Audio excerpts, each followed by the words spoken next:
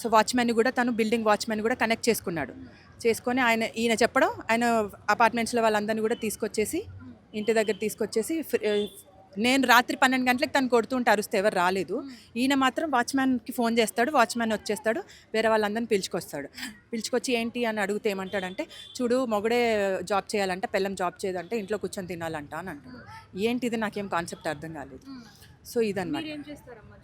నేను కార్పొరేట్లోనే వర్క్ చేస్తున్నాను. తను ఇన్ఫ్రాస్ట్రక్చర్ కంపెనీకి మేనేజర్గా, కన్స్ట్రక్షన్ ఫీల్డ్కి. ఉంది, డెఫినెట్గా ఉంది. నెక్స్ట్ అదేంటంటే ఇప్పుడు దీన్ని నేను బయటకు తీసుకురావాలి. సో నేను పోలీస్ కంప్లైంట్ ఇచ్చాను, కానీ పోలీస్ కంప్లైంట్లో ఒక ఎఫ్ఐఆర్ అయిన తర్వాత ఫస్ట్ ఇన్ఫర్మేషన్ రిపోర్ట్ ఒక 24 hours to 48 hours ఒక అక్యూజ్ని అరెస్ట్ చేయాలి. కానీ 2 months అబ్స్కాండింగ్లో పెట్టేసి నేను ఏసీపీ సార్ దగ్గరికి వెళ్ళిన తర్వాత, ఇష్యూ వెళ్ళిన తర్వాత అతన్ని పట్టుకోవడం జరిగింది. కానీ పట్టుకోవడం కూడా ఎలా అంటే జస్ట్ లైక్ దట్.